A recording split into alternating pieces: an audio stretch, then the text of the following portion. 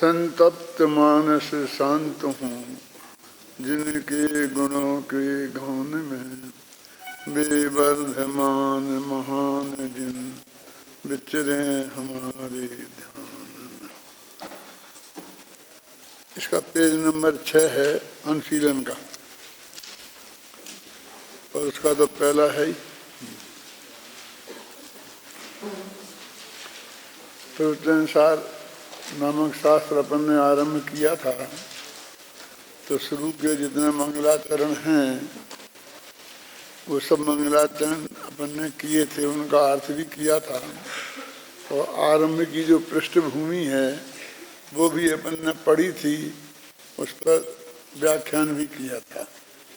तो अब 6 number page पर जो आचार्य अमृतचंद्र का किया हुआ मंगलाचरण है, उस मंगलाचरण का अर्थ अपन आज करना है।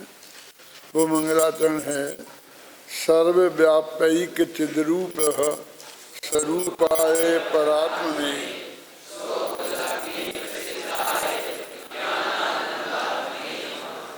समय सार में जिस प्रकार त्रिकाली ध्रुव भगवान आत्मा को उनने नमस्कार किया है, अमृतचंद्र ने आत्मख्याति टीका में उसी प्रकार का ये नमस्कार इसमें किया है।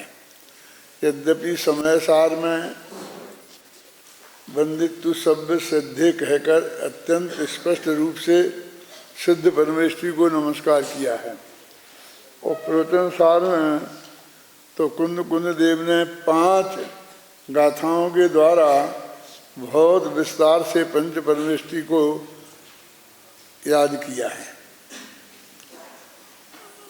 और जो चीज़ हमको ख्याल में भी नहीं आती है, ऐसी कई चीज़ों का ध्यान उसमें दिलाया है। जैसे कि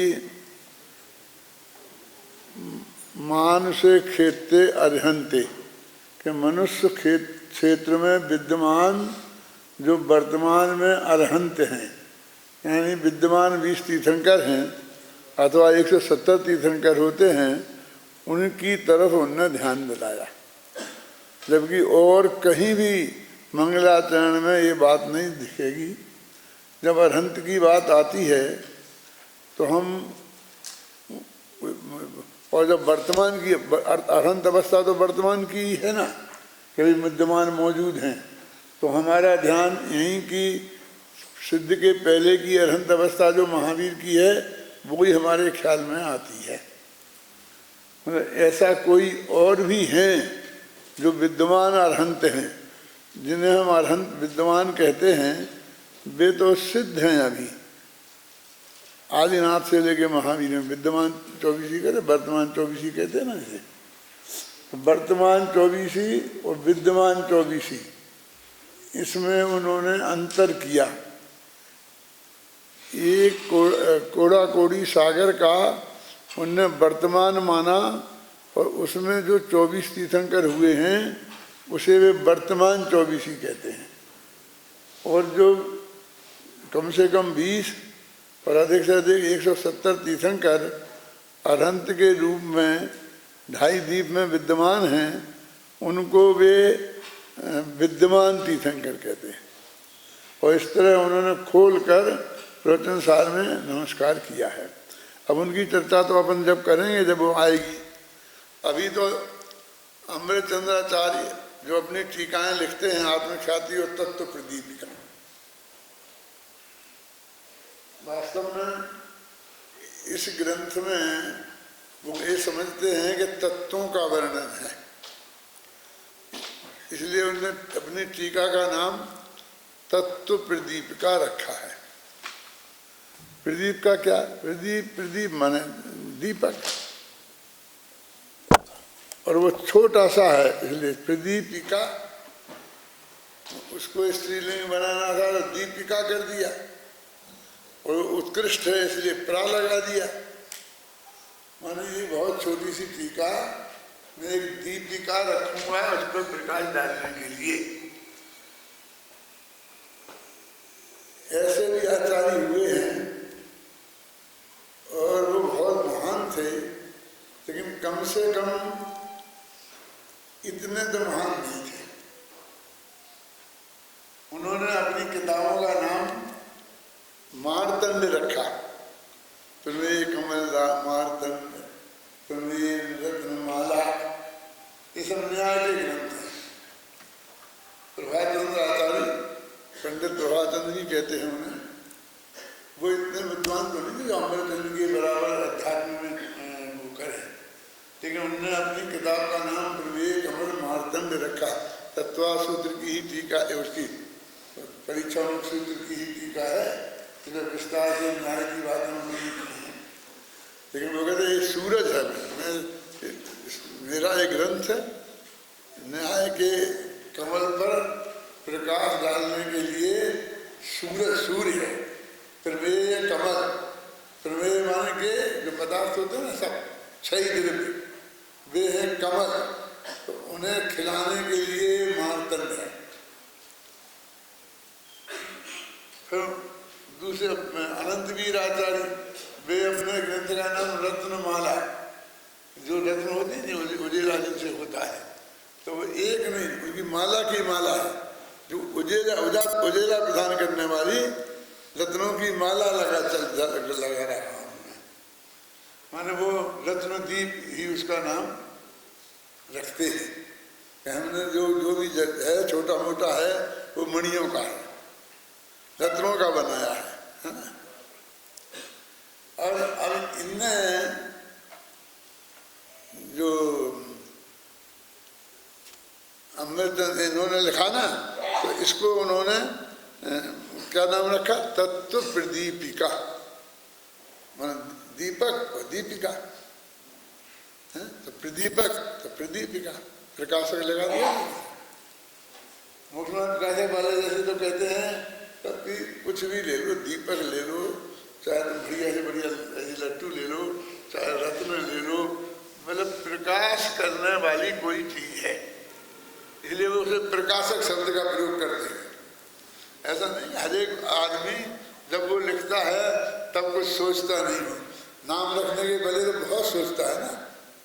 शहरिया का बेटा भी तो सारी जिंदगी उसे एक अक्षर नहीं पढ़ा पाएगा, उसका नाम रखने में तो कोई अपनी बुद्धि को बचा के नहीं रखता कि क्या नाम रखना, और उसके पंडित को ही बुलाता है, उसे कुछ ना कोई भेंट भी देता है और उससे पूछता भी है कि वो बढ़िया से बढ़िया नाम रखना चाहता है। गुण तो उसके जैसे होंगे सो होंगे, लेकिन नाम रखना तो नाम निक्षेप से मेरे हाथ में है ना।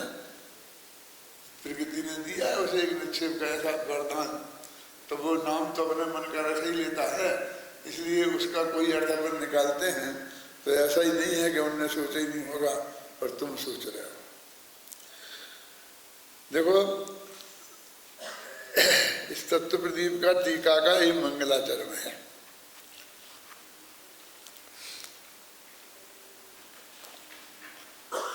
श्लोक माने अनुष्टुप नामक छंद में है, और ये छंद संस्कृत साहित्य का इतना प्रसिद्ध छंद है, इतना सरल छंद है कि सब छंदों को इसी के नाम से पुकारते हैं। इसका असली नाम है श्लोक।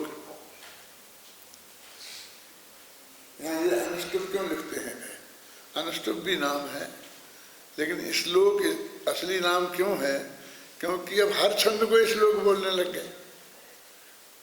मंदा क्रांता हो तो भी श्लोक, 5 श्लोक में ये लिखा है, 1 श्लोक में ये लिखा है। प्रसिद्ध तो वो इतना था कि हर गद्य के अक्षरों की गिनती भी श्लोकों से होती थी। इतने 1000 श्लोक प्रमाण एक ग्रंथ है। अष्टशती 800 श्लोक प्रमाण है, अष्टसहस्री 8000 श्लोक प्रमाण है ना। 84 लाख श्लोक प्रमाण एक गंधहस्ती महाभाष्य संबंध वर्णन लगा था, तो वो इतना प्रसिद्ध हुआ कि उससे सब वो गज बन गया। जैसे सारे जो वनस्पति तेल है ना, उनको सब लोग डालडा नाम से कहने लगे। जाओ डालडा खरीद लाओ, इतना कर लो डालडा, तुम डालडा खाते होगा नहीं, हमने तो डालडा छोड़ दिया। अब वो डालडा है, डालडा तो एक ब्रांड का नाम है, वो तो वनस्पति तेल है जमाया हुआ, और कोई भी जमा सकता है, अपना अलग ब्रांड भी रख सकता है, लेकिन वो इतना चल गया। सावनों में सनलाइट, लाइफ बॉय इतनी चली थी उस जमाने में, और घी में डालडा, तेल में, इस तरह ऐसा ये श्लोक इसलिए अनुष्टुप कहने लगे, जिससे मंदा क्रांता और जो छंद हैं उनसे इसे अलग देख सकें। छोटा सा छंद, हर एक आदमी अधिक से अधिक नहीं लिखते थे, और कई बड़े बड़े ग्रंथ श्लोकों में लिखे हुए हैं पूरे, ऐसा नहीं है, ये बहुत प्रचलित था। तो इसमें एक शब्द है परात्मने, नमस्कार करते हैं तो परमात्मा को करते हैं सब, जगह नहीं थी एक अक्षर की, नहीं तो परमात्मा ने लिख देते थे।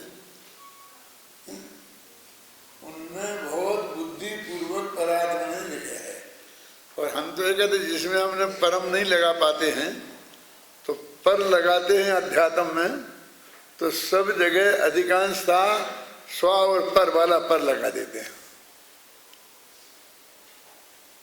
इस नंबर बहुत से ज्यादा प्रयोग होता है कि पर, लेकिन यहाँ न परमात्मा न परम है और न वो पर है, यहाँ है उत्कृष्ट अर्थ में, परमाने उत्कृष्ट।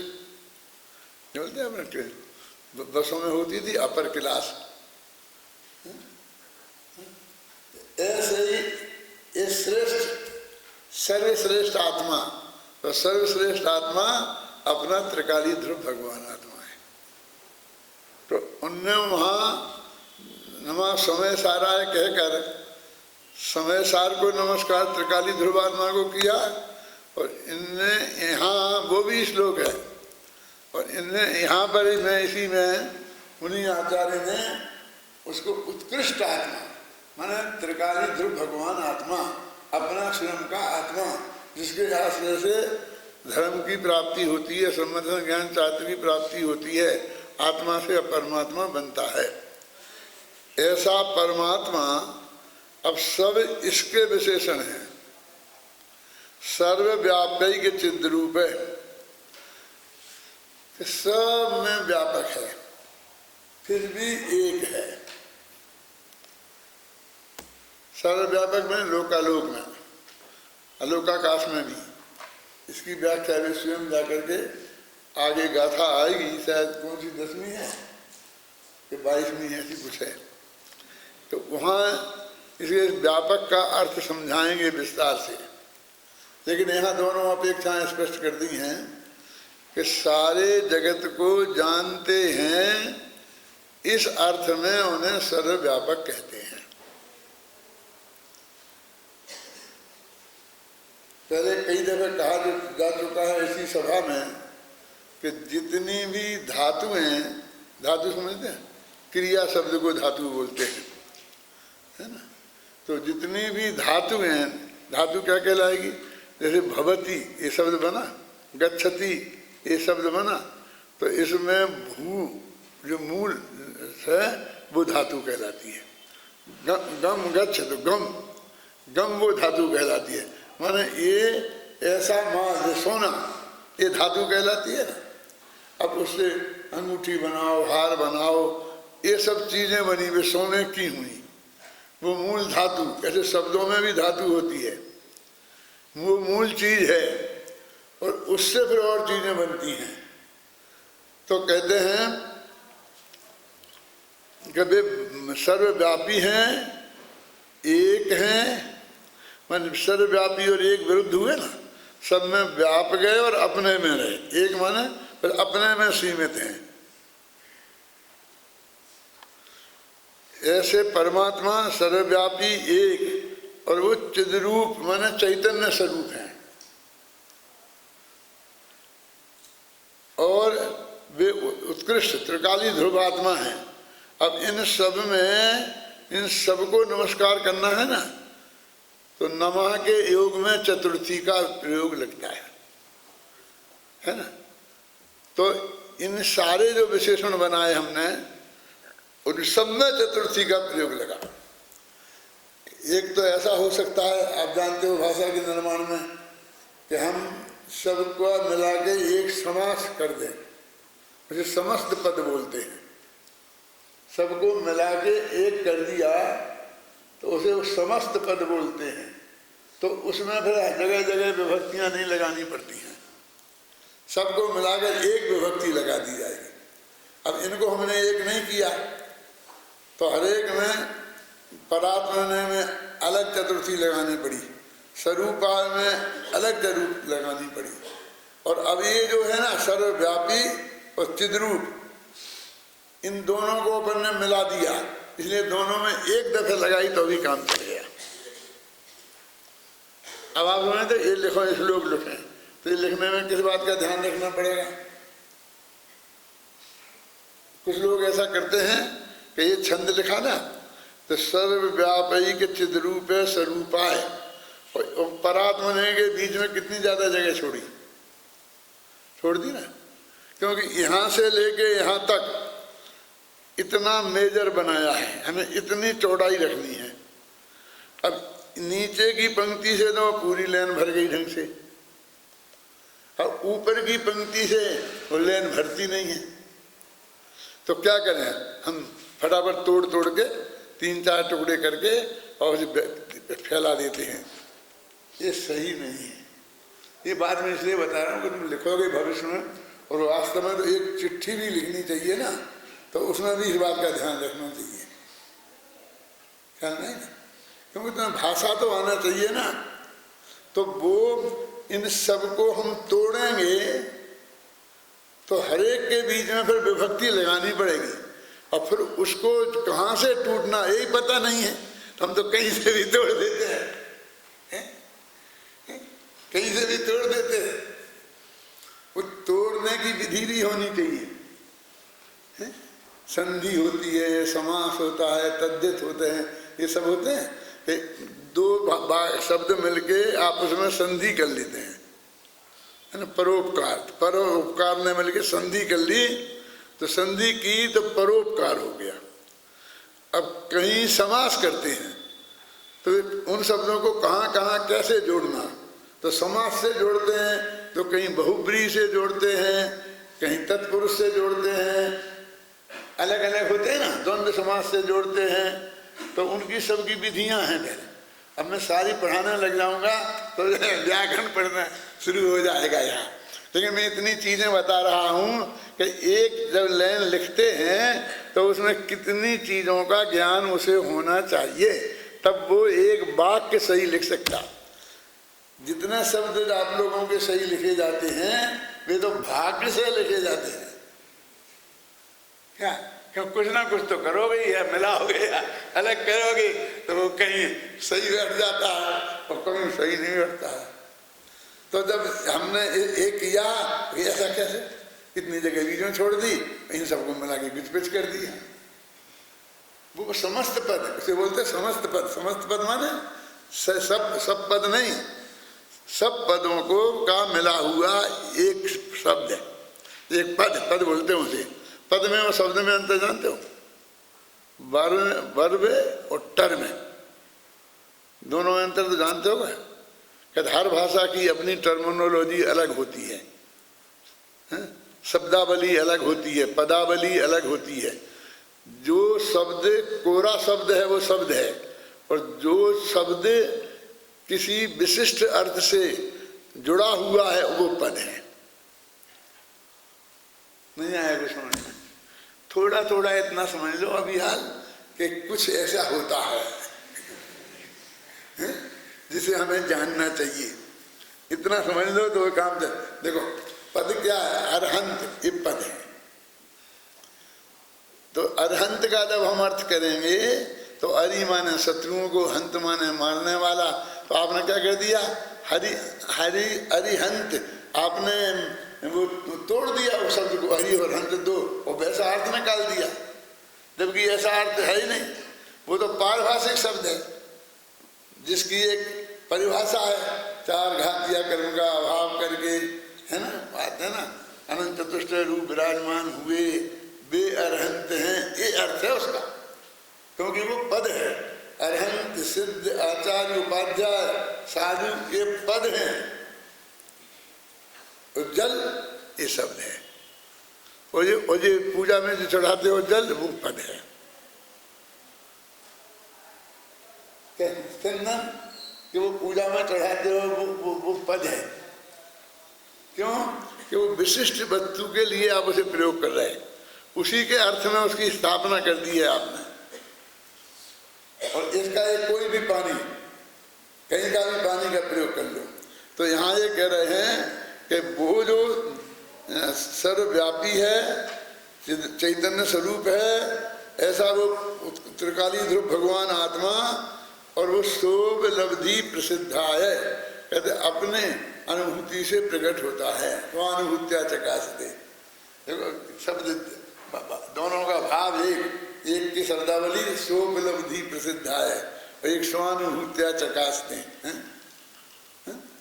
और ज्ञानानंदात्मने, और ज्ञान और आनंदमय है। ज्ञानानंदात्मने नमः। अब ये फिर ज्ञानानंदात्मने चतुर्थी आ गई, फिर शोभलब्धि प्रसिद्धाय में चतुर्थी आ गई, परात्मने में चतुर्थी आ गई, और स्वरूपाय में चतुर्थी आगे ना, चार दफे अलग अलग।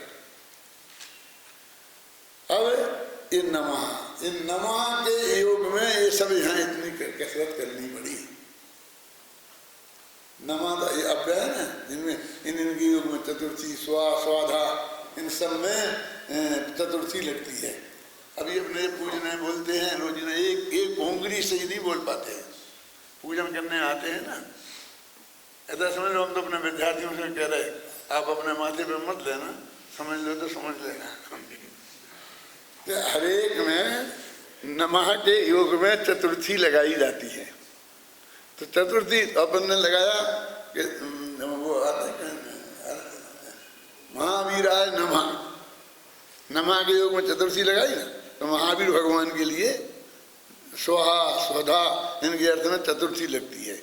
तो वो महावीराय की जगह फिर वो मानो महावीराय नहीं आ गया, और ऐसा शब्द आ गया कोई हरि, तो हराय तो कर नहीं सकते, हरि हराय कर देंगे हरि में, क्यों उन्हें रूप चलाना तो आते नहीं है। माने वो उसको कैसे पलटना चाहिए, ऐसी ओंगली भी कई ऐसी लिखी हुई हैं कि चतुर्थी है, लेकिन वो सब आदत पड़ गई ना, राम के साथ रामाय लगाने की, तो उसमें भी ऐसे लगा देंगे। अब हरि में हरे आ गया, मुनि को मुनाए कर देंगे क्यों कि मुनि आएगा था। माने वो एक ओंगली हम सही नहीं बोल सकते। माने लिखना बनाना तो बहुत दूर की बात है, लेकिन उसमें जो उसका भाव है वो हमारे ख्याल में आना चाहिए। देखो अभी अपने छंद में पढ़ो तो उस छंद से, संस्कृत का ही पढ़ना, उससे आपको ख्याल में आना चाहिए कि कौन कौन विशेषण है, कौन विशेष है, किसको क्यों ये विशेषण लगाए गए हैं, और किस तरह से ये छंद बना है। पढ़ो।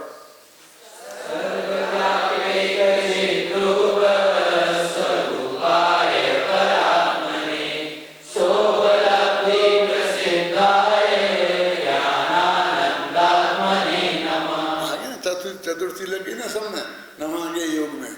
अब ज्ञानानंदात्मने ये विशेषण क्यों लगाए?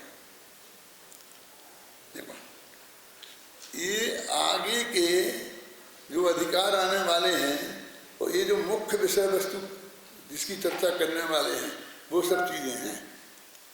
आगे इसके बाद में एक ज्ञानाधिकार आने वाला है, एक आनंदाधिकार आने वाला है ना। पूरे ज्ञान तत्व विज्ञापन में एक ज्ञानाधिकार आएगा और एक आनंद अधिकार आएगा।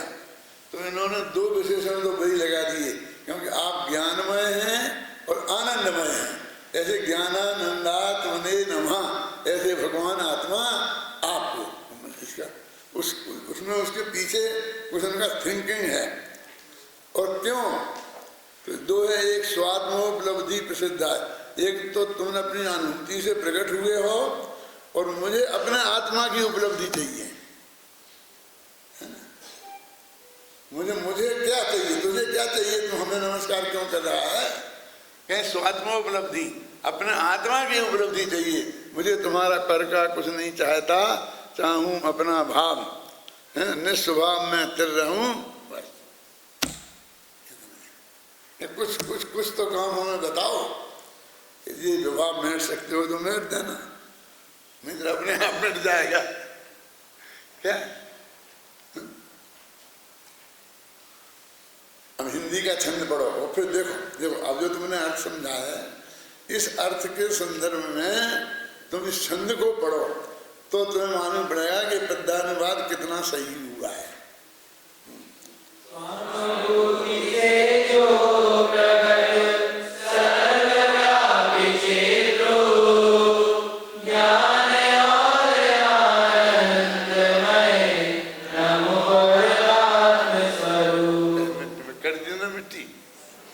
परमात्मा स्वरूप है, इतना व्याख्यान किया इस पे परात्म स्वरूप है देखो है, और परमात्मा स्वरूप से छंद भी भंग होगा। वो कहता ना परमात्मा जो तुमने किया तो एक अक्षर वहां बढ़ा, अब फिर पढ़ो शांति से।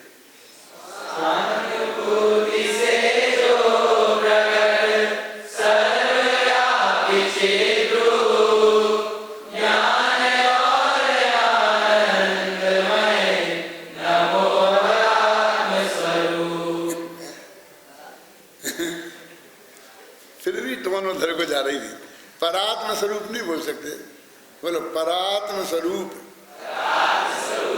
परमात्मा नहीं परात्म स्वरूप है। जो पर पे जाते ही वो परमात्मा इतना अंदर घुस गया है कि बीच में माँ तो आ ही जाता है, उसका भाव एक दफे समझ लो ढंग से तो फिर वो नहीं आएगा, नहीं तो वो घुसेगा। देखो एक शब्द भी ज्यादा नहीं है अनुवाद में और एक शब्द भी कम नहीं है। अब मैं आपसे पूछता हूँ, स्वानुभूति से जो प्रकट, ये पहली पंक्ति है, ये कौन से संस्कृत के जो पद है उसका अर्थ है?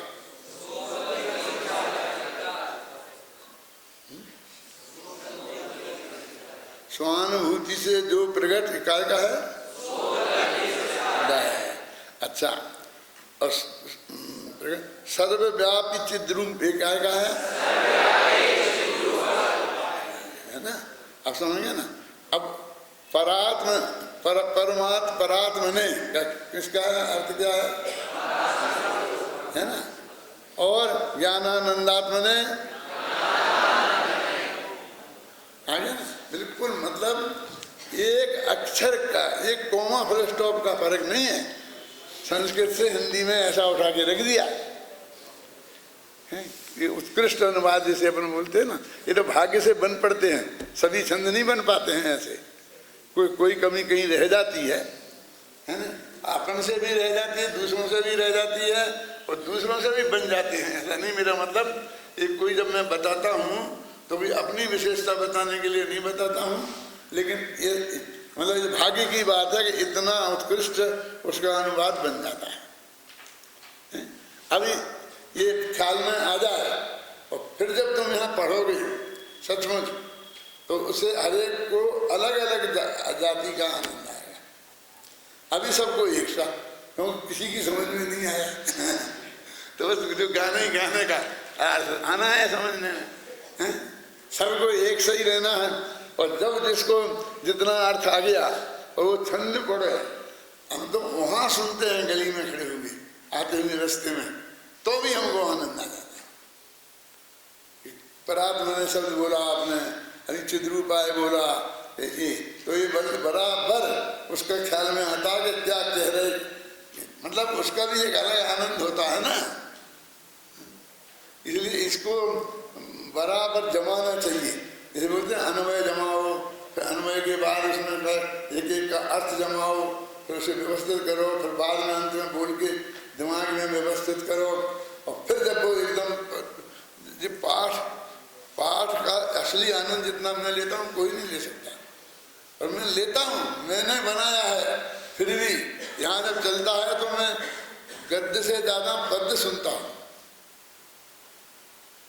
संस्कृत के हों या हिंदी के हों, चाहे बनारसी दास के हों, चाहे वृंदावन दास के हों, मैंने उनके सुनने में मेरी सतर्कता ज़्यादा बढ़ जाती है।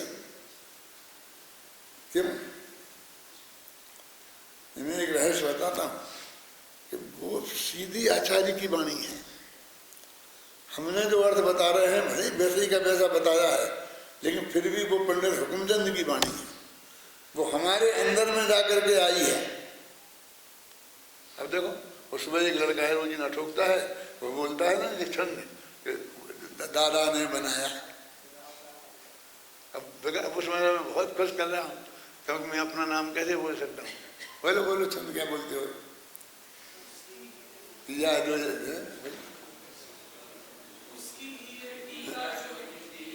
हाँ बोलो बोलो, एक दिन बोलो, खड़े हो के शांति से। हाँ बोलो। उसकी ही है टीका जो हिंदी भाषा में तत्व प्रबोधिनी लिखी गई है मेरे द्वारा। हाँ उसमें मेरा नहीं अंश में निश्चित देखा तुम्हें देखा। अब तुम क्या बोलते थे रोजीना सुबह? तत्व प्रबोधिनी लिखी गई दादा के द्वारा। लिखते ना बोलते हो ना। मैं वहाँ से इसका आनंद लेता हूँ कि पूरा हॉल चाके भरा है तो सब सुन रहे हैं। एक दिन मैंने गलती की थी, एक दिन मैंने गलती की थी आकर देखने की। मैंने कहा कि नहीं देखना, क्योंकि नहीं तो अपना आनंद खत्म हो जाएगा। अपन तो अब तुम दादा के द्वारा किस किस की कहाँ कहाँ बोलोगे? ये तुम नहीं बोल रहे, वो दादा की तरफ से ही बोल रहे। जो तुम उनका पाठ कर रहे हो तो तुम स्टेज पर सीता जी ने ऐसा कहा तो वो क्या बोल रहे हैं? उसने कहा तो तुम एक कहना, तुम एक कहना, तो ऐसा बोलेगा सीता तुम एक कहना, ऐसा नहीं। उसका अर्थ वैसे ही बोलेगा ना, नहीं बदलना चाहिए। अब वो बहुत खुश होता है बोल करके, तो बहुत बड़ा काम कर रहा है। अब उसकी बात अगली पंक्ति में कट जाती है और मैं कितने दिन से सुन रहा हूँ और कहने का विकल्प आया, लेकिन जब नंबर आए तो तब कहूँ ना, मौका मिले तब कहूँ ना, वहाँ आकर के नहीं कहूँगा। अगली पंक्ति बोलो बोलो, लिखी गई है दादा के द्वारा, बोलो।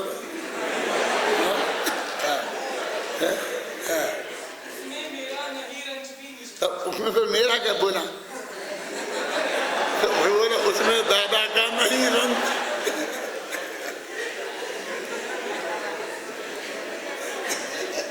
मैंने वो तुम पलटा पलटी भी सही तो कर नहीं पाते ना।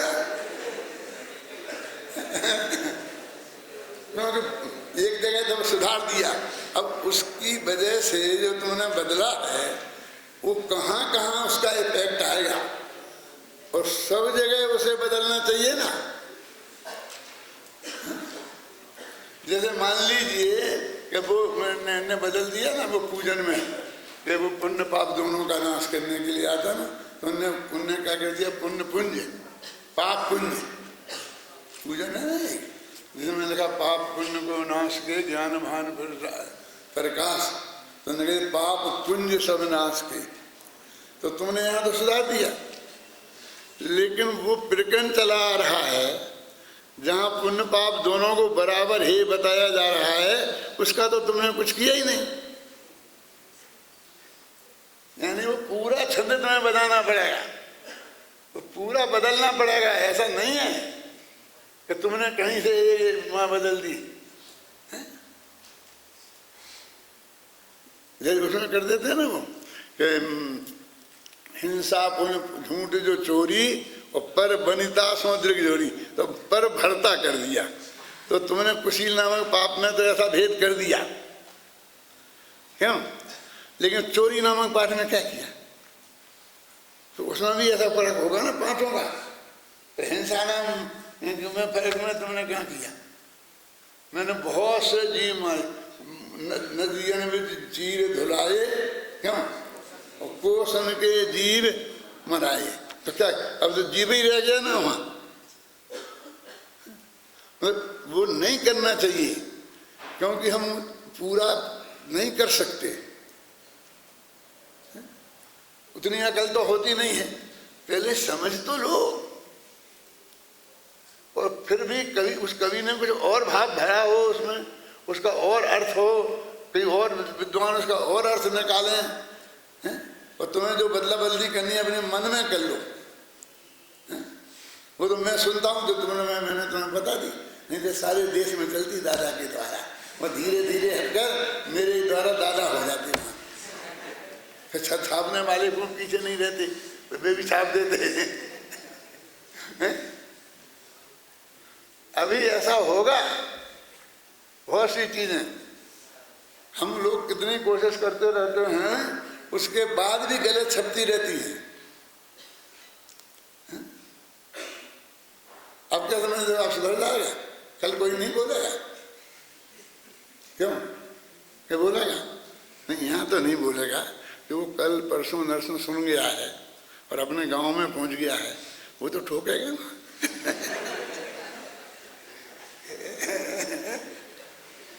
वो कहाँ से कहाँ पहुंच जाएगी, कैसे पहुंच जाएगी, समझे ना। एक पंच कल्याण में एक आदमी ठोक आएगा, वो कितने जगह पहुंच जाती है, समझ नहीं ना। और उससे चलता रहता है। ये शेष लोग ऋषो न स्वस्ति अदिता स्वस्ति संभव स्वस्ति, ये उसको बिगाड़ दिया इनने। मारवाड़ी बनिया है ना, हर एक में जी लगाना। तो ऋषभ जी, आदित्य जी, संभव जी, अरे भैया संस्कृत में जी नहीं लगता है, तो फिर ऋषभ बोलो। तुम तो नाम खड़ा बोलते हो ऋषभा, अब ऋषभ ही बोला जाता है तो हम क्या करें। वो बहुवचन होता तो और बड़ा बोला जाता है। तो पूरा उसका संधि में नहीं रख दिया, उन्हें हिंदी बना दी उसकी, जी जी जी लगा के। फिर जो तुम संस्कृत में बोल रहे हो और छंद, उनके अर्थ में ऐसा निकल रहा है, वहां क्या करोगे। नित्या प्रकुंभा कई विलोगा स्फुरन मना परे है शुद्ध बोधा, तो वहां भी बोधा का बोध क्यों नहीं कर रहे। मतलब ये है कि तुम हर जगह उसको तुम सम्मानवाचक बनाने के चक्कर में जो शुद्ध नहीं बोलोगे तो क्या होगा। लेकिन नहीं समझा सकते उन्हें, इसमें हमने क्या गलती की, भगवान को सम्मान के साथ जी लगा दिया। तो तुम छंदों के बीच बीच में जी लगाओ, कोई छंद के बीच में भगवान का नाम आ जाए तो जी लगा देना। और ऐसा नहीं होता है कि तुमने उसमें नमस्ते आ गया तो फिर फटाफट वहीं पर मस्तक को लगा दिया। नहीं लगाना पड़ता, वो वाणी से ही काम चल जाता है, वो शरीर की जरूरत नहीं है। नहीं तो व्यायाम शुरू हो जाएगा मंदिर में कि मैं अष्टांग नमस्कार करता हूँ, यदि उसमें ऐसा आ गया सब आते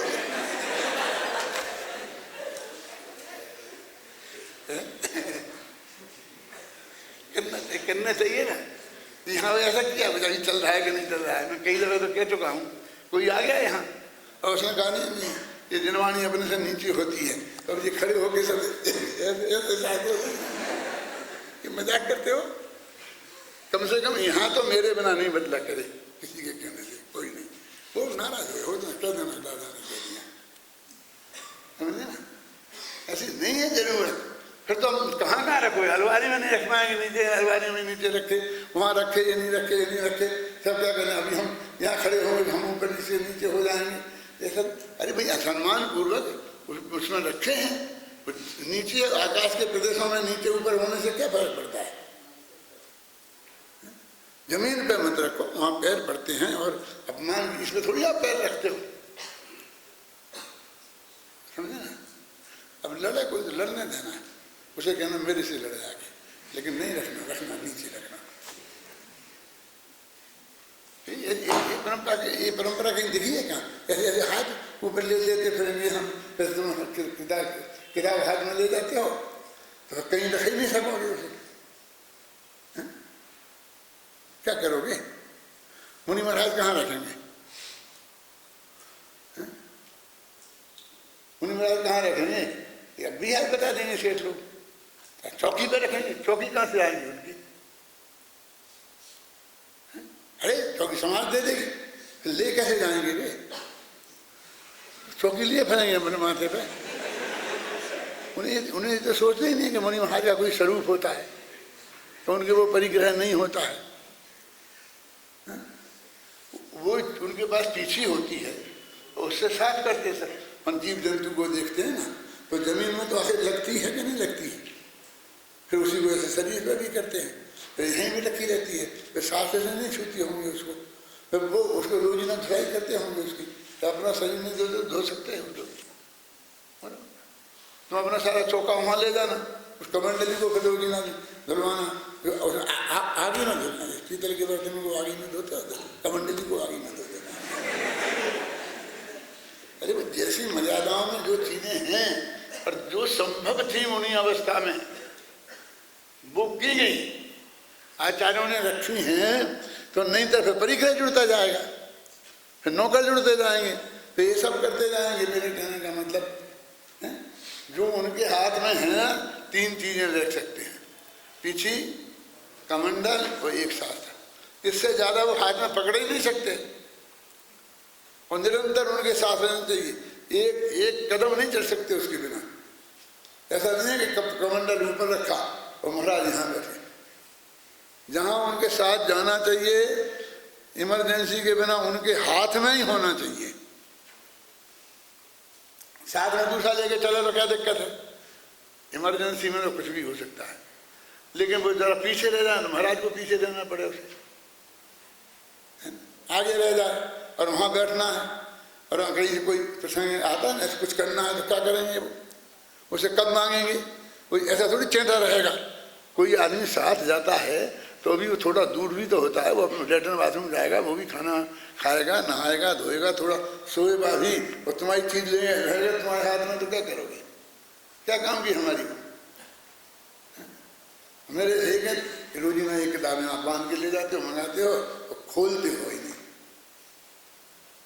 मैंने कहा वकीलों से क्यों नहीं कहती हूँ, घर में इतनी किताबें रखी हैं और कभी खोलते हैं ही नहीं। मैं तो कभी कभी खोल ही लेता हूँ ना, दिन में एक आध दफा खोल लेते कभी। अरे जब प्रसंग मुझे देखना पड़ता है तब देख लेता हूँ, लेकिन मुझे चाहिए जितनी चीजें मैं समझता हूँ उतनी चीजें अपने साथ में रखता हूँ। चाहे गद्दी पे रख लेंगे इतनी किताबें, अब एक ही नहीं खोलेंगे। मेरी माँ तो ऐसी कहती थी, भैया जो तुम प्रवचन में बोलते हो ना वो सचमुच सब शास्त्र में लिखा है, ऐसा पूछती थी मेरे।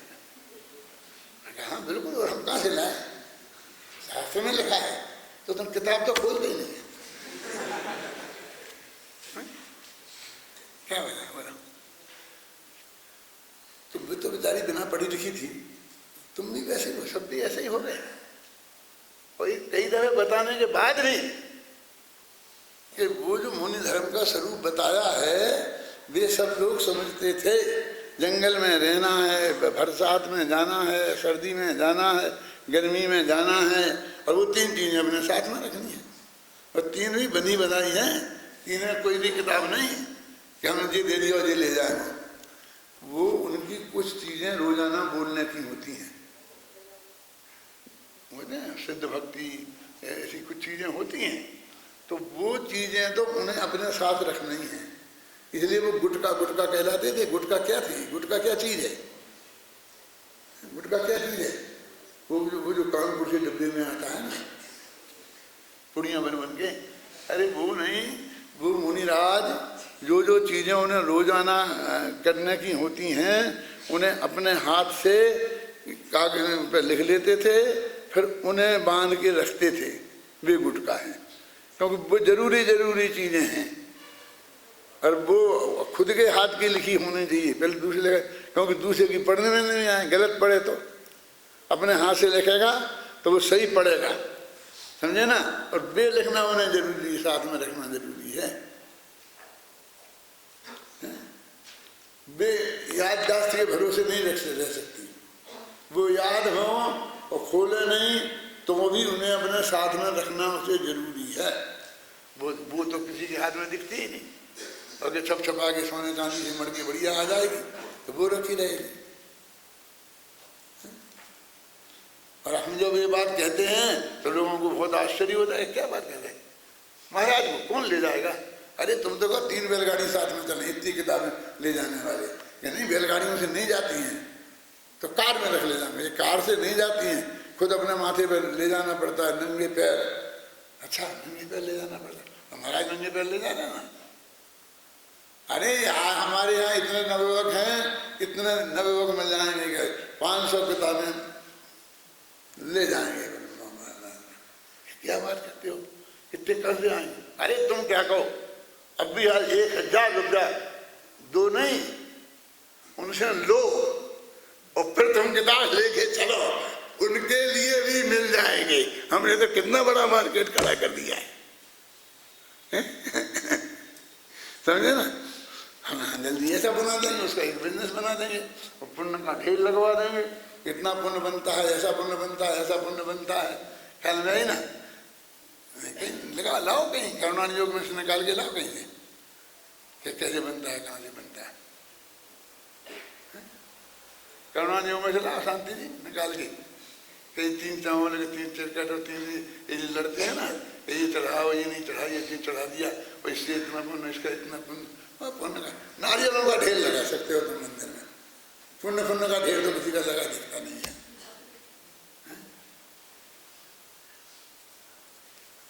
ये बहुत गंभीरता से अध्ययन करना चाहिए। मेरा मतलब आप तुम विद्वान बन रहे ना, एक एक शब्द का अर्थ में ख्याल में आना चाहिए, चर्चा करके पूछना चाहिए। मतलब ये चीज़ें कोई ऐसी नहीं है कि भाई नहीं आएंगी समझ में तो काम रुक जाएगा, लेकिन काम तो चल ही रहा है ना, बिना अर्थ समझे भी चल रहा है। लेकिन स्वाध्याय का अर्थ ये है कि उसको हम उसको अच्छी तरह समझें। तो ये अर्थ इसका अर्थ हो गया ना, अपन पढ़ते हैं थोड़ा सा, चलो कल पढ़ेंगे।